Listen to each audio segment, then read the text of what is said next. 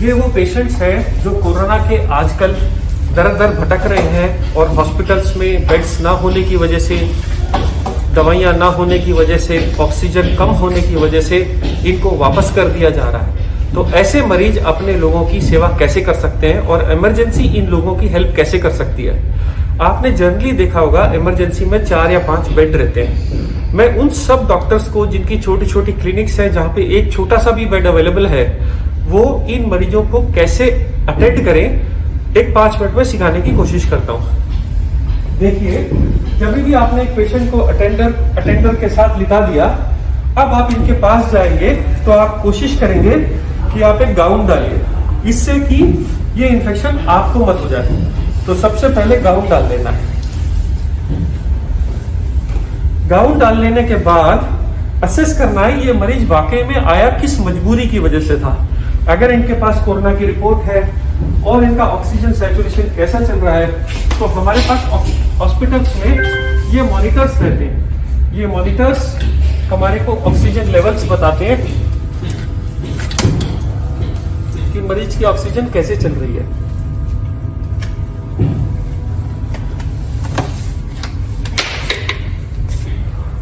ये pulse oximeter probe है जो आपको हॉस्पिटल में मिलता है। अगर आप देखिए,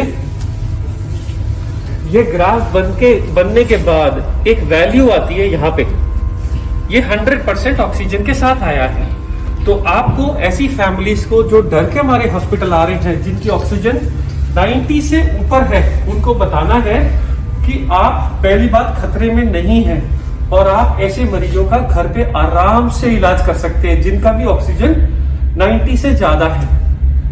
इन लोगों को ज्यादातर एक तो डर और एक खाना ना खाना, वोमिटिंग होना, डायरिया, मोशंस होना और सांस फूलने की तकलीफ होती है, खांसी की। तो सबसे पहले आप इन पेशेंट्स के अटेंडर को समझाना है कि आप मार्केट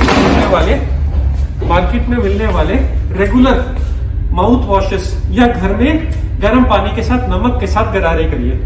इसके बाद ये लोग क्योंकि कुछ भी नहीं खाते हैं, इसलिए आपको घर का बना हुआ नींबू पानी, शिकंजवी जिसमें विटामिन सी बहुत अच्छा होता है, या मार्केट में बने बनाए ORS आते हैं जो आप पिला सकते हैं। कोशिश करिए मरीज को 2-2 घंटे पे कुछ ना कुछ देते रहिए। इसके बाद छोटे बच्चों का एक भूख लगने का सिरप आता है, सिप्रोहेप्टिडीन, कि कई नाम से मार्केट में आता है, बहुत अंडर यूटिलाइज्ड है। ये कोरोना का इलाज नहीं है, पर इससे भूख लग जाती है, भूख खुल जाती है। जैसे ही मरीज खाना खाना शुरू कर देता है, वो थोड़ा सा बेटर फील करने लगता है, उसमें फेथ आ जाता है। अब ज्यादातर कोरोना का ट्रीटमेंट जो भी हम हॉस्पिटल में करते हैं, वो उनके बुखार के लिए, छाती में खटखड़ के लिए, सांस फूलने के लिए होता है। बुखार के लिए कई बार हम लोगों ने समझाया, मार्केट में आने वाली पैरास्टामोल की कई ब्रांड की दवाइयां जो 2 से 3 बार ली जा सकती हैं, 1 बार, 2 बार, 3 बार। अगर छोटा हो, कोई वेट में कम हो, तो गोली को आधा कर दीजिए। ये गोलियां ऑन द काउंटर अवेलेबल है और सेफ है। इसके लिए आपको मेडिकल प्रिस्क्रिप्शन की जरूरत नहीं है। पैरास्टामोल के लिए, एसिडिटी के लिए कई लोग पेंटोप्रोजोल, रेविप्रोजोल खाते हैं। खांसी के लिए मार्केट में बहुत सारे सिरप आते हैं, सब एक जैसे हैं। अब ये तो हो गया सिर्फ सिम्टम्स का इलाज, कि आप अपनी ऑक्सीजन चेक करिए, आप खाना खाइए, आप अपना सैनिटाइजेशन और मुंह साफ रखिए और तकलीफों की इलाज करिए। अब इसके अलावा क्या बचा? इसके अलावा अगर मान लो इसी मरीज का ऑक्सीजन कम होता और मैं बोलता ये ऑक्सीजन सिलेंडर मार्केट में मिलता है, तो इसको कैसे लगाते हैं लोग, बहुत घबराते हैं।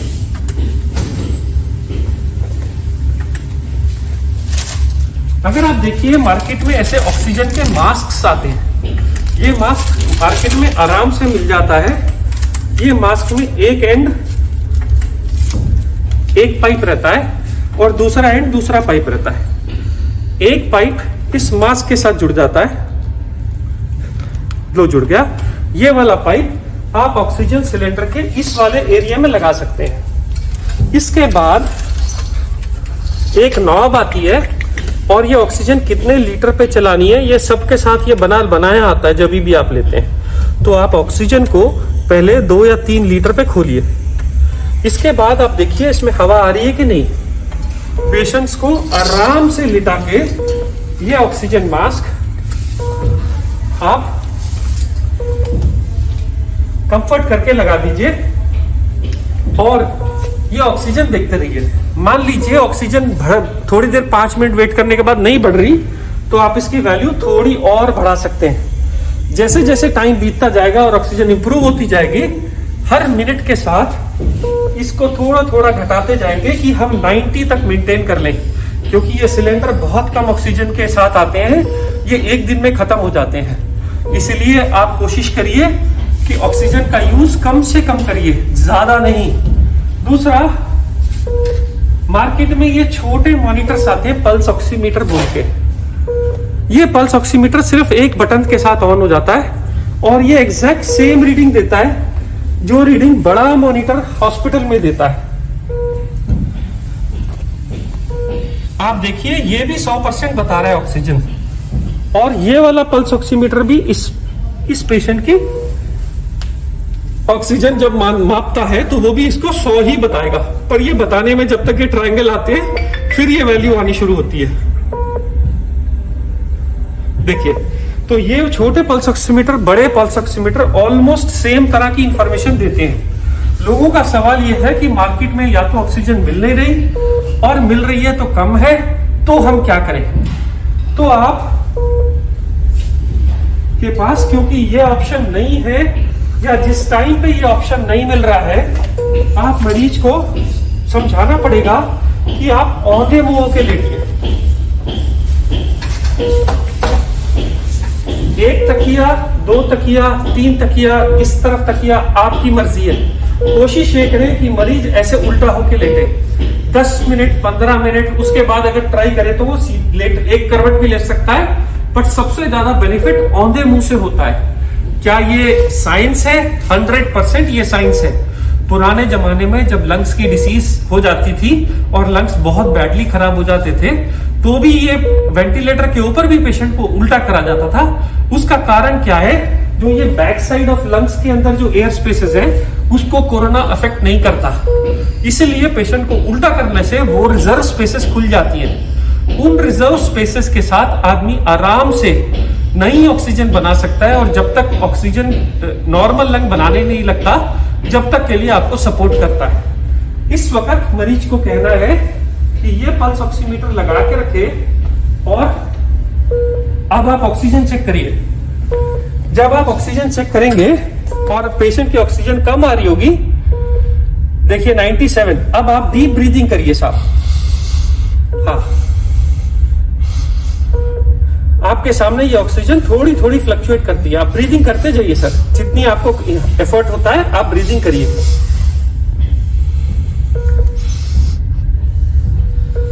देखिए 97 से 98 हुआ, ब्रीदिंग करते जाइए सर थोड़ी थोड़े। 99 हुआ, और आप देखेंगे उल्टा लेटने से 5% तक का बेनिफिट हो जाता है। 95 वाली ऑक्सीजन कभी कभी 98, 99 तक पहुंच जाती है। सिर्फ बगैर ऑक्सीजन के एक दिन में आधे से 2 घंटा उल्टा लेटने से बहुत फर्क पड़ जाता है। पर लोग पूछेंगे क्या ये इनफ है, क्या इसके अलावा और कोई ट्रीटमेंट है? जी हाँ है। बहुत सारी मार्केट में आज की तारीख में रेमडेसिविर इंजेक्शन के बारे में चल रहा है, ब्लैक भी हो रही है, शॉर्टेज भी हो गई है। पर आज तक के साइंस के किसी भी स्टडी के अंदर रेमडेसिविर से जान बचते नहीं देखा गया। फिर ये क्यों बिक रही है और क्यों दी जा रही है और क्यों अप्रूव हुई एफडीए के थ्रू? क्योंकि हमारे पास स्टार्टिंग में इसके अलावा ज्यादा कोई दवाई नहीं थी। अगर आप डेटा में जाइए तो सच्चाई ये है कि दुनिया में आज तक सिर्फ 2 दवाइयां बनी हैं जो कोरोना में लोगों की जान बचाती हैं, जिसमें सबसे पहली दवाई का नाम है स्टेरॉइड का इंजेक्शन। ये स्टेरॉइड का इंजेक्शन जिसकी स्टडी यूके में हुई थी, इसको कहते हैं डेक्सामेथासोन। ये ना तो ब्लैक हुआ ना लोग इसके पीछे भागे। क्यों नहीं भागे? क्योंकि अगर आप इसकी एमआरपी देखिए, ये 10 रुपए है। डेक्सामेथासोन के ऊपर यूके ने स्टडी निकाली है और पूरे वर्ल्ड में ये स्टेरॉइड दिया जाता है। ये इंजेक्शन रेमडेसिविर से ज्यादा जान बचा रहा है, और ये मैं ऑन रिकॉर्ड बोल रहा हूं। रेमडेसिविर से ज्यादा इफेक्टिव ये इंजेक्शन है, पर ये सब मेडिकल गाइडेंस के अंडर ही दिया जाता है। इसलिए रेमडेसिविर के पीछे भागना छोड़िए जो अवेलेबल है, जिससे हम अपने लोगों की जान बचा सकते हैं, जो हमारे पास इंडिया में सस्ता अवेलेबल है, आप उसके साथ जाइए। तो बाकी दवाइयों का क्या हुआ?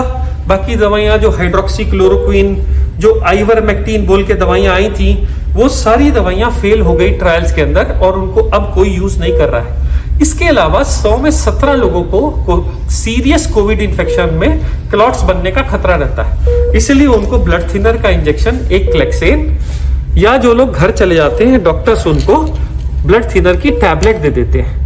ये ब्लड थिनर की टैबलेट्स 20 से 21 दिन तक दी जाती हैं और ये दवाइयां भी अंडर मेडिकल प्रिस्क्रिप्शन ही दी जाती हैं। जो लोग की ऑक्सीजन 93 से कम है, वही लोगों को इतने सब दवाइयों की जरूरत है। जो लोग नॉर्मल है, वो लोग नॉर्मल खाना या सिम्टोमेटिक ट्रीटमेंट से ही ठीक हो जा रहे हैं। स्टेरॉइड की जरूरत सिर्फ सेकेंड वीक में पड़ रही है। एक और चीज याद रखिए कि कोरोना की उम्र सिर्फ 14 दिन ही है। अगर आप 14 दिन जी गए तो आप कोरोना से जीत गए। अमूमन आदमी की उम्र 50-60 साल होती है। कोई रीजन नहीं है कि हम कोरोना से हार जाएं। अगर हम हाथ जोड़ लें, एक दूसरे की मदद करें, चीजें ब्लैक ना होने दें और जो अवेलेबल संसाधन है आज हमारे पास, उसको यूज करें, तो हम सब ज्यादा से ज्यादा लोगों की जान बचा पाएंगे। मैं संजीव कुमार, सनशाइन हॉस्पिटल हैदराबाद से बोल रहा हूँ।